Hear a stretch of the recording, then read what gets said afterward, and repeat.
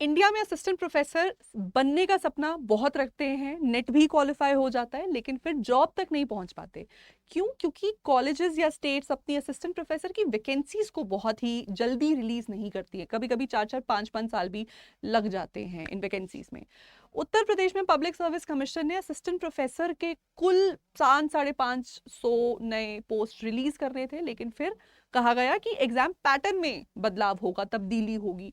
तो शिक्षा विभाग इसके ऊपर पिछले 1-1.5 साल से काम कर ही रहा था। अब ये पैटर्न नया उन्होंने रिलीज कर दिया है, जिसको कैबिनेट से मंजूरी भी मिल गई है, और बहुत ही जल्द आपको Uttar Pradesh public service commission की तरफ से असिस्टेंट प्रोफेसर की नई वैकेंसी देखने को मिल सकती है।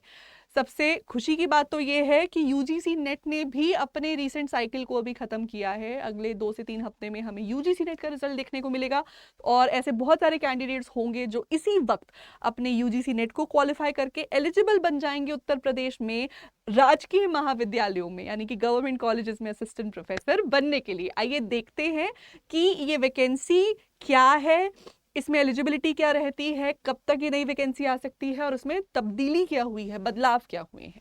तो देखिए, किसी भी स्टेट के गवर्नमेंट के अंडर आते हैं उनके राजकीय महाविद्यालय, यानी कि गवर्नमेंट कॉलेजेस। ये गवर्नमेंट या गवर्नमेंट नेशनल कॉलेजेस हो सकते हैं जो स्टेट की गवर्नमेंट के अंडर रन होते हैं। इनमें नौकरी करना आपके लिए सबसे कमाल की बात हो सकती है, सबसे अच्छी बात, क्योंकि आप अपने ही इलाके में रहेंगे। आपको यूजीसी का हाईएस्ट पे स्केल मिलेगा, जो कि पे बैंड 10 पे होता है। आप ग्रेड 10 के ऑफिसर बनते हैं, ए ग्रेड ऑफिसर बनते हैं, गेस्टेड ऑफिसर बन जाते हैं, तो काफी रिस्पेक्टेबल जॉब है।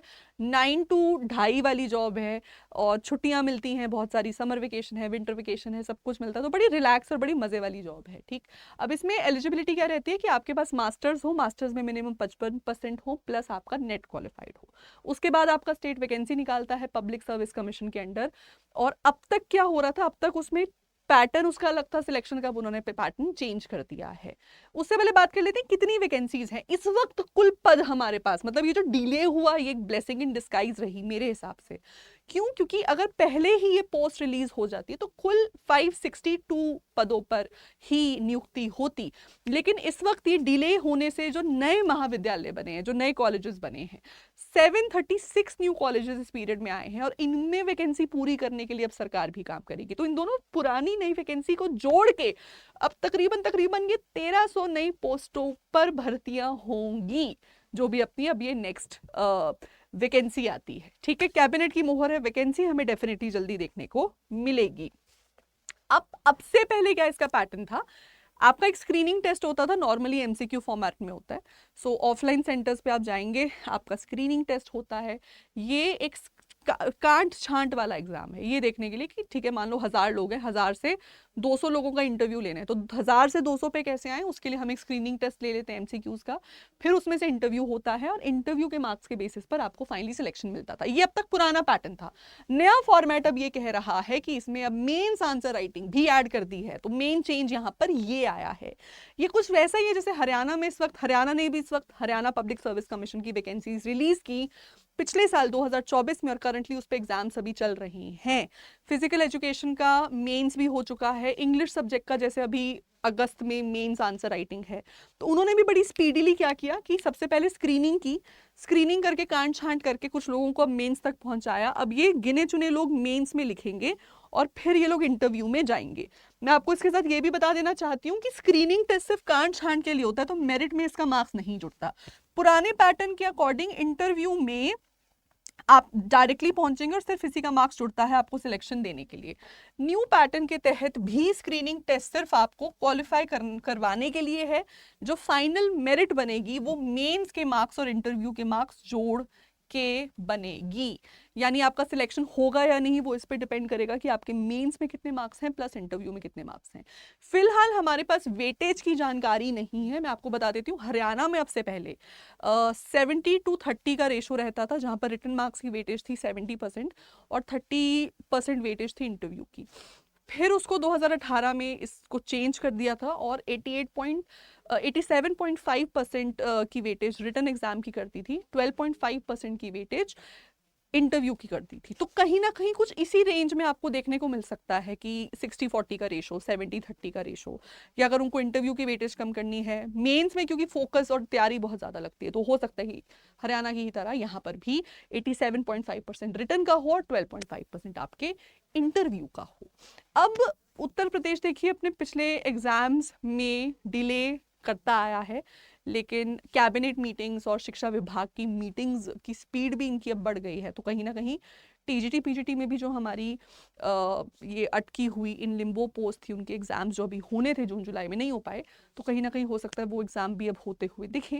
लेकिन ये वैकेंसी का रास्ता साफ होना काफ़ी एक अच्छे संकेत दे रहा है। एंड जैसे मैंने कहा अगेन, बहुत ज़रूरी है इस वक्त आपके पास नेट या जेआरएफ होना, क्योंकि अगर वो नहीं है तो आप इस पब्लिक सर्विस कमीशन की वैकेंसी में अप्लाई तो नहीं कर सकते। तो एक बात मैं आप सब लोगों को बता देना चाहती हूँ कि कुछ भी हो, कुछ भी हो, कैसे भी हो, अपनी एलिजिबिलिटी को ज़रूर पूरा रखें। अगर आपने इस बार नेट में अपीयर किया था और आपके चांसेस बन रहे हैं सिलेक्शन के, तो बहुत ही बढ़िया है। अगर आपने नेट में अपीयर नहीं किया था तो इस once in a lifetime opportunity से आप हाथ धो बैठोगे, अगर आपका नेट क्वालिफाइड नहीं है तो अगर नेट नहीं है फटाफट जाके अपने अगले साइकिल की तैयारी आज से और अभी से शुरू करें। अराउंड सितंबर हमें दिसंबर के साइकिल का नोटिफिकेशन अराउंड हमें सितंबर देखने को मिलेगा। आपको उस तक अपने एग्जाम के लिए पूरा तैयार होना है, क्योंकि वैकेंसी आते आते आप मान के चलो अगले 3-4 हफ्ते लग जाएंगे। बात यह है कि आपको इंटरव्यू तक अपनी एलिजिबिलिटी पूरी करनी होती है। तो अगर आप अपना फॉर्म भर देते हो यूपी पब्लिक सर्विस कमीशन का और तब तक आपके पास नेट भी नहीं है, इट डज नॉट मैटर, क्योंकि जब तक आपका एग्जाम होगा, प्रीलिम्स होगा, मेंस होगा, जब तक आप इंटरव्यू में पहुंचोगे, करते करते करते अगले साल का जनवरी फरवरी हो जाएगा। मुझे ऐसा लगता है वो आपको अगले साइकिल के लिए प्रिपेयर कर रहे हैं, तो वो चाहेंगे कि अगले अप्रैल से, जब से नया आपके साइकिल खुलता है, कहीं ना कहीं तब से, या अगले जून के बाद जो नया साइकिल खुलता है, आपको तब तक वो तैयार कर दें। तो कहीं ना कहीं एग्जाम का फाइनल पार्ट मुझे जनवरी फरवरी 2026 में जाता दिख रहा है। तो अगर आप अपने दिसंबर 2025 वाले नेट के अटेम्प्ट को टारगेट कर लेते हैं, देन आप इस वंस इन लाइफ अपॉर्चुनिटी के लिए रेडी हो जाएंगे, एलिजिबल हो जाएंगे, और बैठे बैठे घर पे बढ़िया पैसे कमाएंगे, मज़े वाली नौकरी जिएंगे, इज्जत वाली नौकरी जिएंगे।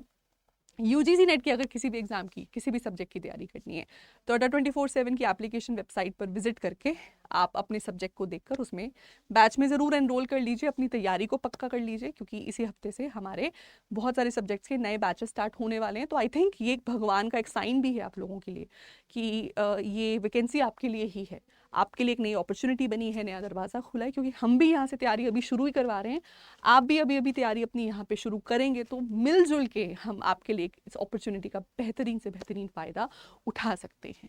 हाँ, ये आपके मन में एक सवाल होगा कि हम कौन कौन से सब्जेक्ट्स कवर करते हैं, तो अड्डा 24/7 की वेबसाइट या एप्लीकेशन पर जाकर आप एक बार ज़रूर हमारे सब्जेक्ट सारे चेकआउट कर लेना।